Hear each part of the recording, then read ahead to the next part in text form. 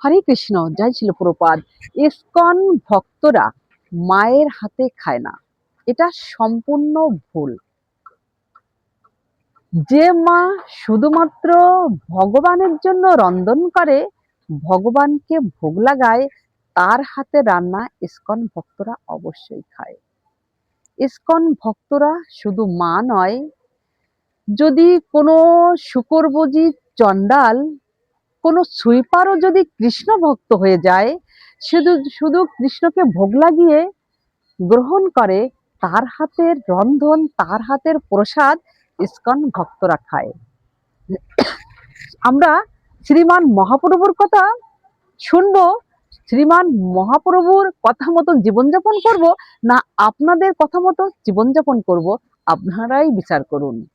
শ্রীমান মহাপ্রভু বলে গেছেন, বিষয়ের অন্ন খাইলে মলিন হয় মন, মলিন মন হইলে হয় না কৃষ্ণের স্মরণ।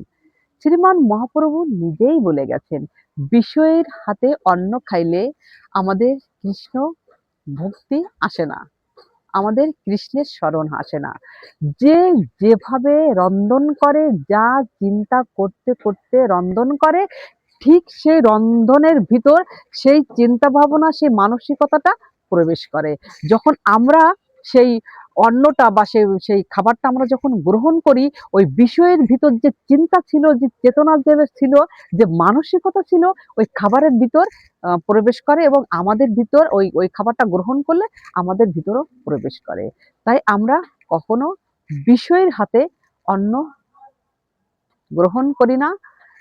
যদি সে ব্রাহ্মণ হয়, ব্রাহ্মণ হয়ে যদি কৃষ্ণ ভক্ত না হয়, সে যদি ভগবানকে ভোগ লাগিয়ে না খায়, তার হাতে রান্না ইসকন ভক্তরা খায় না।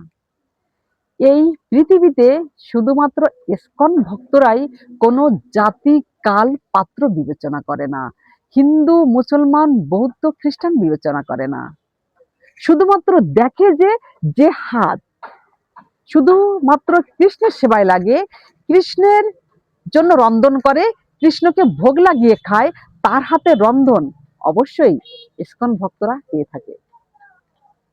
আপনি মাছ মাংস খাচ্ছেন, পেঁয়াজ রসুন খাচ্ছেন, আজকেই আপনি এগুলো বন্ধ করুন।